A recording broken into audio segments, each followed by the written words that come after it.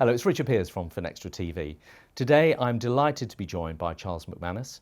He's the co-founder and board director at Clearbank. He was the CEO, a role that he's recently stepped down from after 9 years in the role. Charles, delighted to be with you today and hear your story. Absolute pleasure. Really pleased to be here, and obviously we've known each other for quite a while, so it's great to tell the story. Well, that's right. And, I think let's start really, Clearbank, not everybody knows their sort of sweet spot. So actually, perhaps we should just, remind people of that. But then really tell us about the key milestones that you think you've achieved over the last 10 years. All right, so what was the problem we were trying to solve rather than new tech and banking licenses and all of that? So go back to 2015-16, the fintech revolution was coming. All the apps, super apps, power to the consumer and all things great, real time. But what about the back end? What about the final mile in relation to payment, settlement and clearing, actually moving the money, paying for whatever you're buying? And what we identified back then was within the UK, there used to be what's called 16 clearing banks. Through market consolidation, it had got back to the big four, legacy technology, and essentially in linking that front-end fintech app to the back-end sort of legacy tech was going to ruin that end-to-end customer journey. Clearbank was founded essentially to be the tech solution for the last mile in relation to APIs, ISO 20022 technology, cloud native, Microsoft latest tech, and so put a payment to our tech, put it through the payment systems and real time done. Auto reconciliation, real time, not batch, not clunk click, and highest efficiency, resiliency, and then allowing everyone to innovate. And so the idea was that we would go out and compete against the big four with that new tech stack and service all of the fintechs in relation to that revolution. And I'm very pleased to say, as you say, we roll it on 9-10 years. Where's the business today and the key milestones? Well, we have 250 live financial institutions on the platform. We're a B2B platform, so we're part of that infrastructure of, if you like, UK PLC. And we service authorised payment institutions, credit unions, banks, building societies, you name it, regulated. We will actually service them if they comply with all the regulatory standards, etc. So we started in what was called the agency banking payment space, and then we invented what's called embedded banking, using the bank account to allow other fintechs to essentially scale and behave like a bank. And we started that with Tide, which is the SME app, and they use Clearbank bank accounts for now 600,000 plus SMEs in the UK, over 10%. Savings, we service Chip in relation to the savings app, and we've just onboarded Revolut before Christmas in relation to all of their savings app. Capital on Tap, I can name a number of others. So in using the technology to allow our partners essentially to offer greater, more innovative financial solutions to consumers. So 250 on the platform. A few stats for you in relation to last year's financials.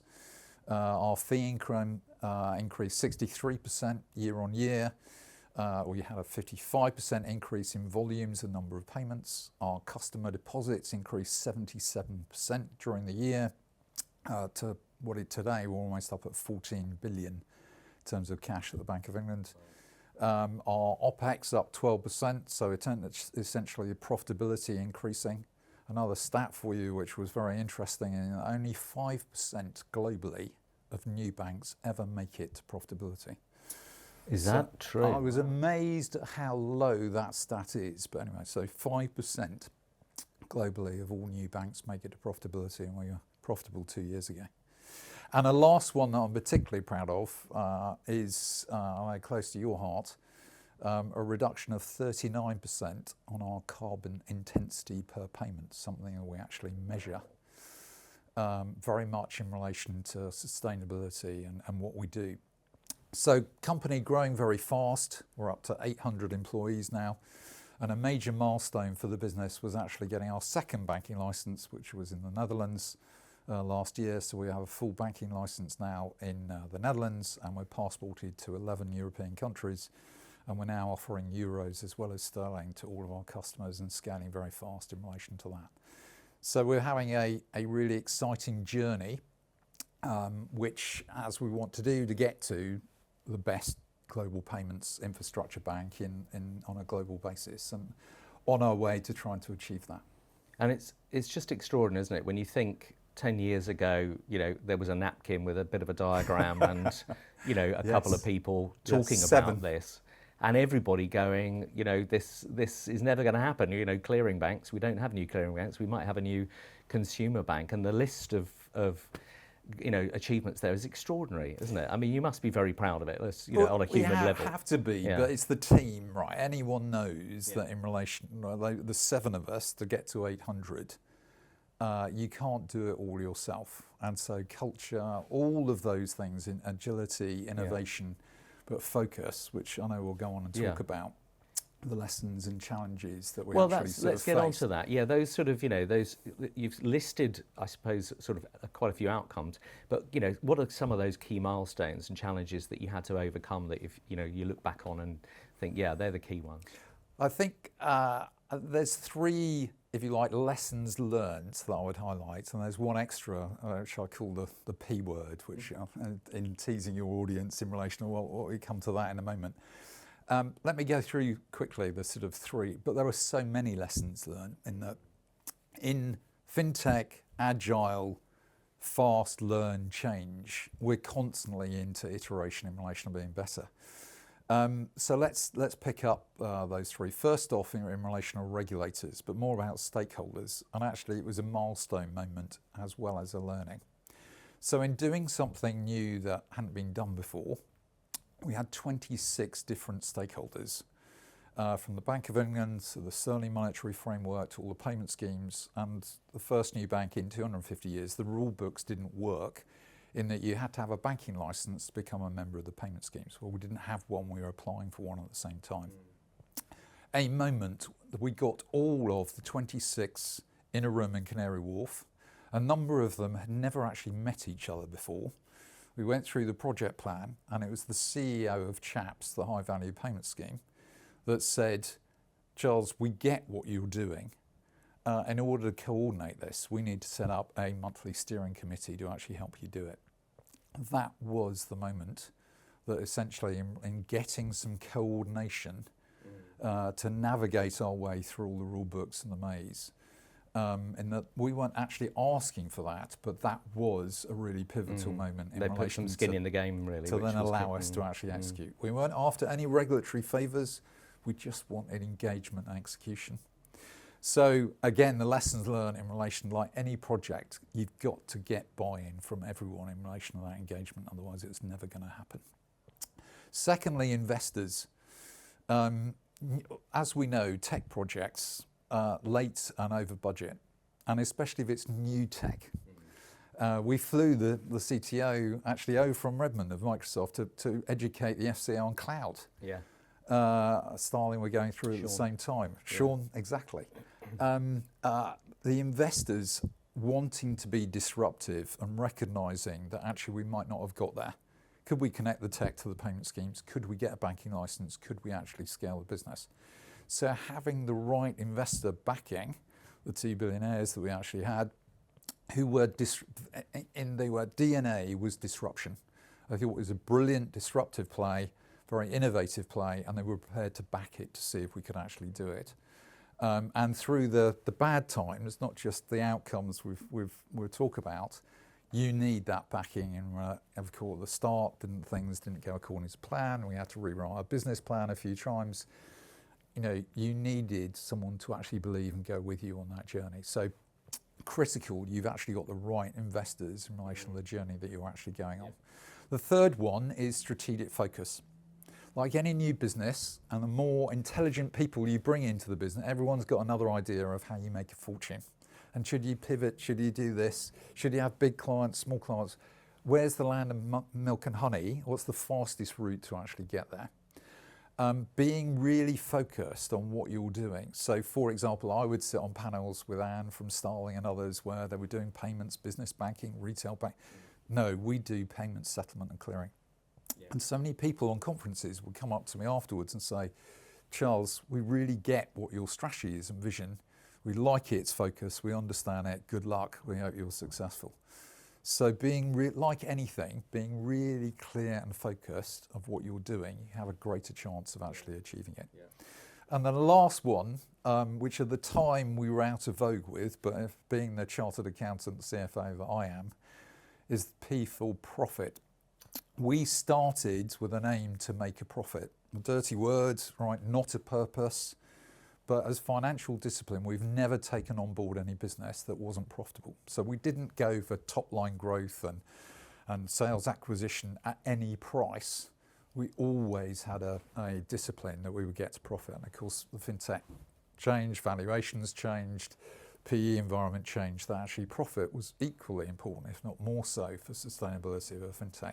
Yeah. So it came back into vogue. Yeah. Unfortunately, when there's easy money, it's not so much, but as soon as it tightens up, yeah. So stick to your, core discipline. They might be out of favour at the moment, but things change. If you're on the right track doing the right things, keep doing it. Unless you know that actually you're repeating an error the whole time, you need to pivot to something else. Yeah, yeah. I remember sort of Steve Ballmerism, which was vision, execution, patience. And the patience word is one that gets very tested, doesn't it? So tell us, you've left the organisation as such now, and but if you look back, with the benefit of hindsight, and either looking at ClearBank or actually the wider industry, what do you think are the jobs that need to be done to sort of make the next step forward for the UK, for payments, for the wider financial ecosystem? Well, let's start with ClearBank, because they're continuing on a growth journey, and handing over to Mark Fairless and Emma Hagan and the new CEOs, and I've got a big growth trajectory they're still on. Talk about some of that. It's easy. Europe needs the scale, so we see a big opportunity within Europe, not just in the Netherlands, but actually in a number of the other countries. France in particular, the fintech industry there, Revolut have recently announced their headquarters in France. Tremendous market in relation to fintech. We see big opportunities there across Europe. So expanding Europe and establishing that and getting to profitability for Europe is a key goal. In relation to the other product set, we talked about embedded banking, of tides and all that, regulated. Well, what we're now doing is actually addressing a number of industry verticals of doing it for corporates. So retail, travel, others, where they can use the bank account either to get a better customer proposition or actually streamline their internal processes. And our first corporate client is going live soon, and a number of others will follow. So that opens up a new addressable market for a number of corporates where they can use the bank account to offer more to their consumers. So whether it's travel or private healthcare, of a private claim or settling in relation to their supply chain, like hotels and TUI, it's amazed me how inefficient and how much friction is in those processes, whereby re-engineering it with a bank account and virtual bank accounts, they can actually transform their whole settlement interaction with their consumer on a private health claim or paying hotel bills or whatever it is. Yeah. So tremendous opportunity there. The last one, which I'm passionate about, is essentially the new world. So digital clearing, digital currencies, using the new tech for more effective cross-border payments and cross-border settlement. I'm not talking about crypto, I'm talking about digital clearing. And so it's critical that ClearBank is a bridge between the new world using that technology of blockchain and smart contracts and settling payments efficiently, and the old world in relation to fiat and the payment rails. And so as the UK finally wakes up to, be it payments in stable coins or all of those of wholesale change in relation to payments and instruments that we can use there like the rest of the world, ClearBank must play its role in relation to digital wallets and all of that, as the UK formulates its regulation, which is on another hat that I wear, is something that I've been pushing very hard for. But the rest of the world is advancing very fast in that space, and both ClearBank and the UK must not be left behind. Yes. So quite a lot going on in relation to the ClearBank space. In the industry side, I'm privileged to be a co-chair of what's called the Unicorn Council at Innovate Finance, which represents the fintech industry to government and policymakers and regulators. And we've been working very hard with the government in relation to putting forward all the asks from a fintech industry perspective of the government needing growth, further, faster, all the other adjectives you want to use. Fintech is a fantastic generator of growth. If you took all of the fintechs in the UK, added up their valuations, they would represent 25% of the FTSE 100. So, there's a tremendous driver of growth. So we have a number of asks across regulation and competition, innovation, capital, skills and capabilities and talent, that if you do X, Y, Z, we believe we can actually get the flywheel of growth going faster. And that's what the country needs. So that's something we're working very hard on in relation to, with government, DTI, number 10 policy unit, SL, of the Chancellor's announcement coming up for the 15th of July, the Mansion House speech is when she unveils the industrial strategy. Well, let's come on to the industrial strategy in a moment, but I think it's really interesting, what you're referring to there, which is that sort of post-2008 financial crisis and the sort of, the convergence of cloud and the Competition Market Authority and open banking and mobile, all this convergence, which led to a lot of skills coming out of traditional banks into fintechs, and then the lessons learned about the combination of policy, regulation, technology accelerators, and then applying it as you've described with Clearbank. That is a phenomenal industrial strategy, isn't it? Which, as you said, has generated that kind of 25% share of the FTSE. That, I think, is very replicable, and indeed people have tried. Do you agree that that sort of is a model that we should be putting into other? Absolutely. Yeah. And too many people, I know a lot of people say this, we're good at it as Brits in talking ourselves down or the country down or anyone that's successful, taking them off the pedestal. We've got, as you just said, some amazing talent in fintech, AI, technology. We've got lots of the components. Yes, we've got challenging times in relation to, if you like, the financing of the country. But there's lots of opportunities, tremendous amounts of opportunities. And so I'm still, not to say half glass full, but think about those opportunities. In times of challenge, there's even greater opportunity. You've got to work harder for it, but the prize is much bigger. I mean, sometimes the challenge is we've got a lot of legacy. I mean, with you, it was legacy banking, tech, process and regulation.